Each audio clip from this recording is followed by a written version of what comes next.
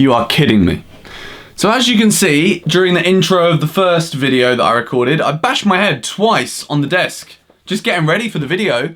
Finished it, turned everything off on the back of the camera, didn't turn the microphone off because I never turned it on in the first place. It's just a classic thing. If ever you've been involved with like YouTube or podcasting or anything, not turning on your equipment, or turning on your equipment should I say, is actually the easiest thing you can do. Anyone can do that. Sometimes you don't and it all goes a wee bit wrong. So today, we're here for round 2, take number 2. It's the second pre-season friendly that Chelsea have been involved in Dublin, Ireland. And this time, instead of a feeble 1-1 draw with a dreadful second half performance, we get 2 very solid halves of football and a 4-0 win to take away from Ireland as we go back to Cobham for a few days and then fly on to Japan. I'm not entirely sure on whether or not the team are actually going to go straight from Ireland to Japan or if they're going via Cobham. Probably want to go home, pick up some stuff, change their headphones, change their underwear, that kind of thing. It's a good win for Chelsea. 4-0. Very, very impressed. And today, I'm going to go over, for the second time in pre-season, I think it's going to be a little series. I don't want to do like 5 things, 6 things. It's the George Benson thing. Was a lot better than the first. In terms of the intensity that we spoke about at the end of the first match, the first half was very good, second half not so much. Today, yet again, we saw 11 players in the first half and a completely different 11 in the second half. Big shout out to Jamie Cumming, who had nothing to do yet again, but gets himself a clean sheet as the Chelsea number 3 goalkeeper. Well done, Jamie. But the first thing that we are going to point out today was Mason Mount. He scored the first goal after a lovely little ball through from Mateo Kovacic. The finish was very, very good. It was a player that looked very experienced. He saw the keeper come in. He just dinks it over him into the bottom right-hand corner of the net. It's a great moment. And on the live stream, I was watching, and because they didn't have the names on the back of the shirt, I kept expecting Mason Mount to be playing in a number 8 position, but then Ross Barkley was number 8, of course. So at first, I had to like double take and make sure it definitely was Mason Mount as I was trying to look at the chat in the live stream and watch the game live and commentate at the same time. So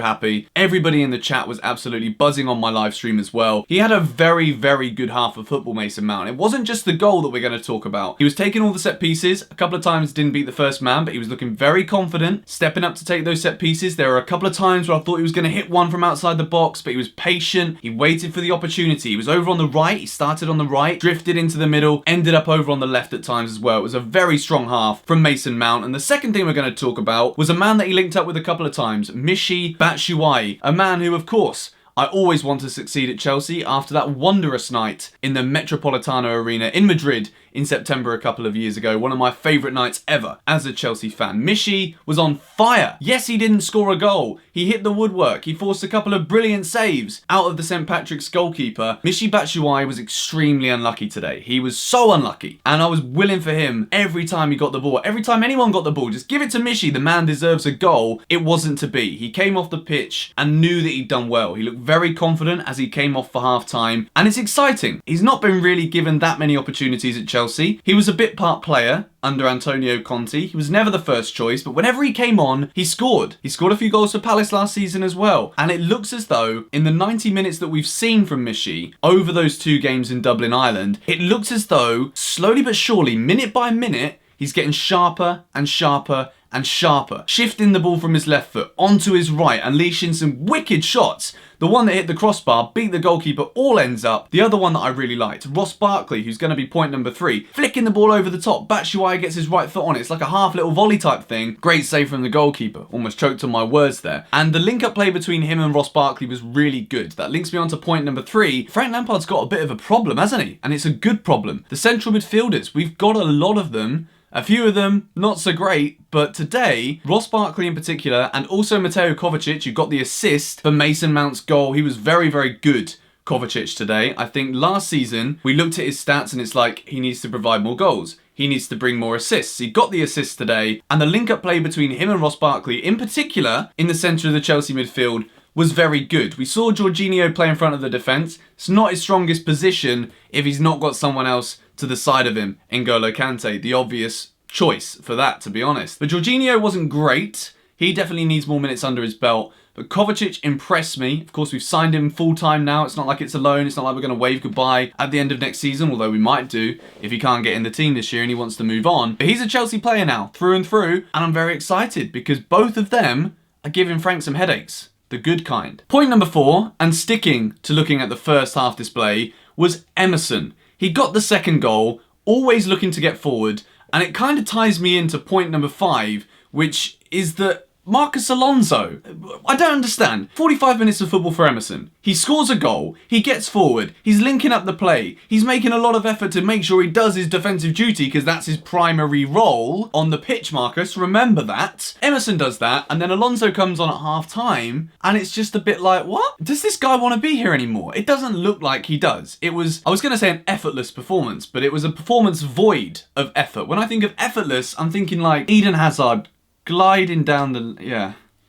It was void of effort from Marcos Alonso. He was very disappointing. Getting back, it was like, as the guy forgot to put in a tackle, like what's he been doing with this summer? I don't understand. For me, the fourth point in this video, we're just going to keep the left back as 1 point in general. Emerson's our number 1 left back. For me, no questions about it. Point number 5. And sadly, there is one player that I'm going to single out for criticism from this match today. And again, I said the same things after the first friendly. Bakayoko, considering how good the central midfield performances were from Barkley, from Kovacic, Jorginho was still better than him. Even Billy Gilmore, who had a quiet second half in the game today against St. Patrick's, he outperformed Bakayoko, in my opinion. And I'm not just trying to pick on him because he's an easy player to criticise because we're used to criticising him. Again, I genuinely don't understand what's the point. You've been given 45 minutes of football, you've watched your teammates have a very good half in a competitive position to yourself, you come on and it just looked lost. It's like you're playing St. Patrick's, for goodness sake. It's basically a school team.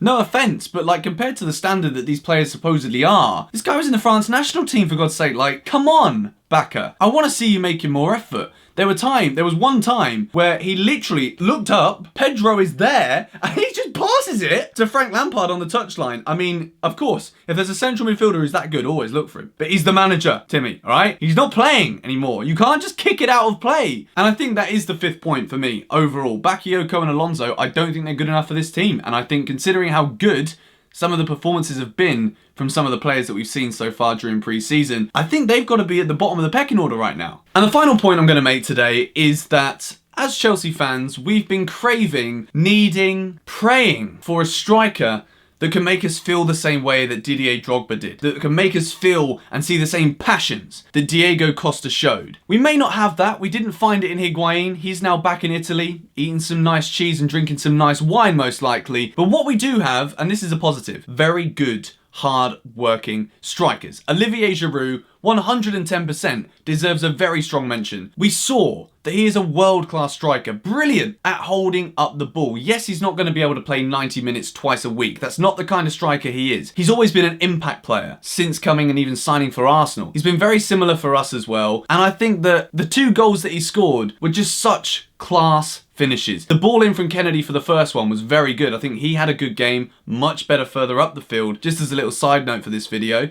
Kennedy's ball in, Giroud drills it into the ground. The goalkeeper for St. Patrick's, by the way, had a great game. He did the right thing, hitting it into the ground. The keeper was expecting him to go top corner. Good finish. The second one, patience again. And this is that world-class element that I talk about. Most strikers, they get in the box, as soon as they have a little sniffer, it's like, oh, shoot. Olivier waited. He bided his time. He waited for the defenders to commit. The opportunity was there, and he sticks it to the keeper's left, the bottom right-hand corner if we're watching it on TV. The second thing, and the 3 strikers that I talk about, Michy looked fantastic. The third thing, Tammy Abraham. Yes, he didn't have his best game, ever, in the match that we saw today against St. Patrick's. He was overshadowed by the performance in the first half of Michy Batshuayi, and then of course the 2 goals from Giroud in the second half definitely made him the 3rd best striker that Chelsea had on the pitch during the course of the 90 minutes. But his goal scoring record in the past couple of seasons, the fact that he's young, the fact that even though it wasn't going his way, he had one-on-one that he definitely should have done better with, that he didn't, and you could see he was getting a bit angry about it. He was agitated. He knew that he should have done and could have done better. And I think that that attitude for somebody who may not be playing every single week is something that's going to be huge for Chelsea this season. Tammy wants to be here. Tammy wants to succeed at Chelsea, and when he's given the opportunity, and like today where it doesn't go 100% the way he'd have wanted it to, you can see the determination. And for me, despite us longing for these strikers like Drogba, like Costa, we've got 3 very, very good strikers that I'm very excited about going into next season. That wraps up this video today. Chelsea win 4-0 in Ireland against St. Patrick's, yet again, not the strongest opposition,